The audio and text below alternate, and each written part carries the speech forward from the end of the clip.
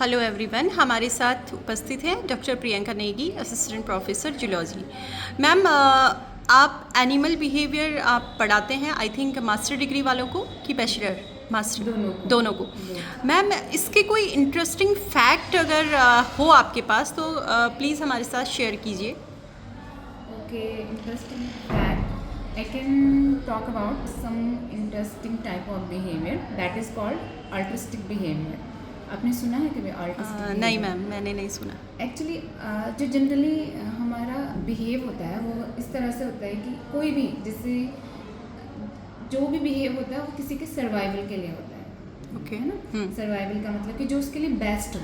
पर altruistic behaviour को हम कहते हैं सेल्फलेस बिहेवियर। इसमें क्या होता है कि कोई एक अपनी जान दे के दूसरे को बचाता है। अगर Okay. नॉर्मल उसमें समझे, जैसे फॉर एग्जांपल बिहेवियर में क्या होता है कि मैंने जैसे पहले भी बताया है कि उसमें क्या होता है कि एक क्या होता है कि आपका सेंडर होता है और दूसरा रिसीवर होता है, और जो आप इंफॉर्मेशन देते हो मैसेज वो क्या हो गया, सिग्नल हो गया। तो अल्ट्रिस्टिक बिहेवियर जैसे मैम, मधुमक्खी में आई थिंक है हाँ, क्या और कि वो behavior। जो राजा मधुमक्खी रानी Yes। मधुमक्खी होती है और फिर वो मर जाता है उसके No, तो no, ये no। क्या उसमें आया है या हाँ, नहीं? ये होता है, पर ये वर्कर हाँ। हनी बी करते हैं। हाँ। हनी बी में क्या है कि सोशल ऑर्गेनाइजेशन है। जैसे फॉर एग्जांपल उसमें रानी है, वर्कर है और नर है, ड्रोन जिनको बोलते हैं। ड्रोन।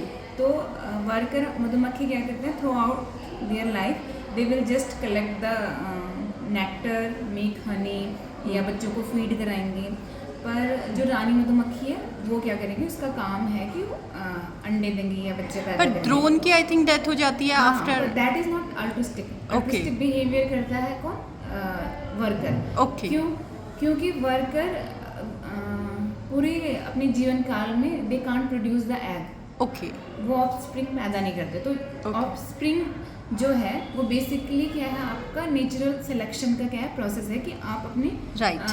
क्या कहते हैं, जनरेशन को आगे बढ़ा रहे हो। Right। तो देखा जाए तो वो सिर्फ क्या है, रानी मधुमक्खी के बच्चे हैं। सेवा कर रहा है वो। हाँ, तो that is the example of altruistic behaviour की, यानी कि ऐसा बिहेवियर जो किसकी कॉस्ट पे हो रहा है, उसकी कॉस्ट पे हो रहा है। Either it is time, either it is उनकी, इवन कई बार ऐसे देखा जाता है हार्ड कि वर्क। हाँ, जैसे फॉर एग्जांपल कुछ ऑर्गेनिज्म होते हैं हाँ। या कुछ एनिमल मान लो, तो उनमें क्या करते हैं कि अगर किसी वो ग्रुप में कहीं खाना खा रहे हैं, ग्रुप में खाना खा रहे हैं, तो अगर वो क्या करते हैं उसमें कि एक आदमी वॉच करेगा, एक मेंबर वॉच करेगा और सारे खाएंगे। अगर बाहर से कोई प्रेडेटर आ गया, फॉर एग्जांपल लॉयन आ गया, तो वो कॉल करेगा। तो अगर वो कॉल करेगा तो लॉयन सबसे पहले उसको खाएगा ना, जो कॉल करेगा। Right। क्योंकि वो सबसे पहले विजिबल होगा। Right। तो वो अपनी लाइफ को रिस्क पे लेता है। हाँ। और क्या करता है, पूरे बाकी ग्रुप कम्युनिटी को बचाता है। बचाता है। वाह, तो this so is called interesting। Sacrifice. तो ये एक तरह से बिहेवियर है, यहाँ पे सैक्रिफाइस हो गया।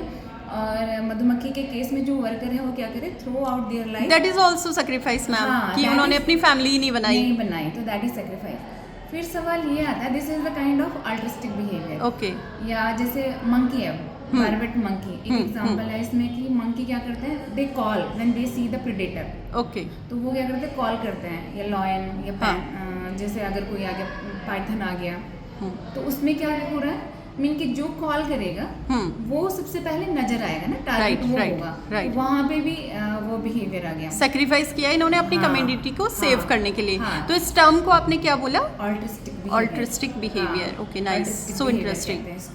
कि एक जैसे जो ये बिहेवियर करेगा, हाँ। वो क्या होगा, कॉस्ट देगा, Cost और देगा। जो रिसीव करेगा वो प्रॉफिट में रहेगा। ओके। This is मतलब the altruistic। एनिमल्स में तक ये है। हाँ, पर फिर उसके बाद क्या हुआ कि कई साइंटिस्ट ने कहा ये बिहेवियर तो ऑल्ट्रिस्टिक बिहेवियर है, ठीक है, पर ये नेचुरल सिलेक्शन के हिसाब से नहीं है। Okay। अब नेचुरल सिलेक्शन में क्या होता है कि हम कहते हैं ना, survival of the fittest. Fittest. तो नेचुरल सिलेक्शन में जब हम ये कहते हैं सर्वाइवल ऑफ द फिटेस्ट, तो ये कैसे पॉसिबल हो गया, ये तो फिट ही नहीं है। फॉर एग्जांपल ऑल्ट्रिस्टिक बिहेवियर जो करेगा उसका तो जीन ही समाप्त हो जाएगा। हाँ। जीन यानी कि वो खत्म हो जाएगा, पर ऐसे भी नहीं है, वर्कर तो है ही ना, और दूसरा बर्बेट मंकी भी है ही ना, ऐसा होते ही है। तो ये फिर साइंटिस्ट को कई बारी क्या हो, ये समझ में नहीं आया, ये बहुत डिबेट चलता रहा इसमें कि नहीं ये नहीं करता है। फिर किसी ने इसमें फॉरेजिंग थियरी दी, किसी ने ग्रुप थियरी दी, अलग अलग। फिर उसके बाद इसमें एक साइंटिस्ट आए, उन्होंने दिया हैमिल्टन करके, तो he gave the term Hamilton rule and this is very interesting right. Interesting मैं बताती हूँ कैसे कि किन सिलेक्शन, फिर एक नया टर्म आता है किन सिलेक्शन का मतलब है, किन का मतलब हमारे जस्ट नियरर, जैसे भाई बहन। तो उसने इसमें दो चीज़ पकड़ी, एक कि जेनेटिकली कौन कितना क्लोज है, दूसरा क्या अगर मैं सेक्रीफाइस कर रहा हूँ और जिसके लिए सेक्रीफाइस कर रहा हूँ उसके कितने चांसेस हैं अपनी जनरेशन को आगे ले जाने के। तो with this Hamilton theory altruistic behaviour क्या हो गया, नेचुरल सिलेक्शन को फिट कर रहा है, यानी कि सर्वाइवल ऑफ द फिटेस्ट है। फॉर एग्जाम्पल अगर वही सेम एग्जांपल हम पकड़ते हैं कि कोई ग्रुप है, ठीक है, एनिमल का, और एक क्या कर रहा है, वॉच कर रहा है और वो कॉल कर रहा है। वो जानता है कि मेरी लाइफ क्या है, स्टेक पे है, but still he will call और अदर्स, बचाएगा, बचाएगा, सिग्नल के सेम टाइम वो क्या अपनी लाइफ को भी कॉस्ट पे लगा रहा है। पर इससे क्या हो रहा है, अगर वो मर रहा है तो उसके जो क्लोज रिलेटिव हैं वो बच रहे हैं ना, सारे के सारे।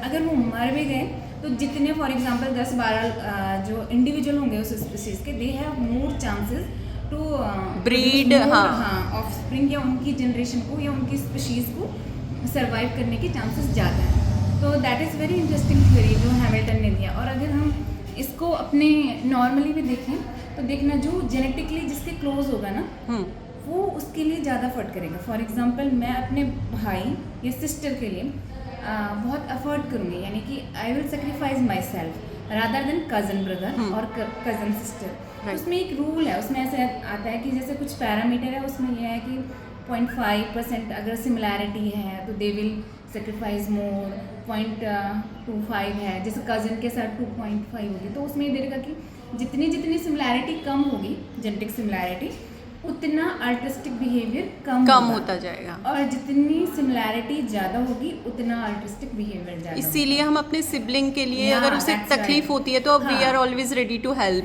Because genetically we are close ना, और हम भले ह्यूमन क्या है वो ज़्यादा सोचता है, वो इमोशनली इंक्लाइंड होता है, पर दिस इज आल्सो जेनेटिकली जो प्रूवन है। Okay, thank you. Very interesting fact ma'am, हम फिर मिलेंगे आपसे ऐसे ही इंटरेस्टिंग फैक्ट्स के साथ। Thank you very much. Thank you.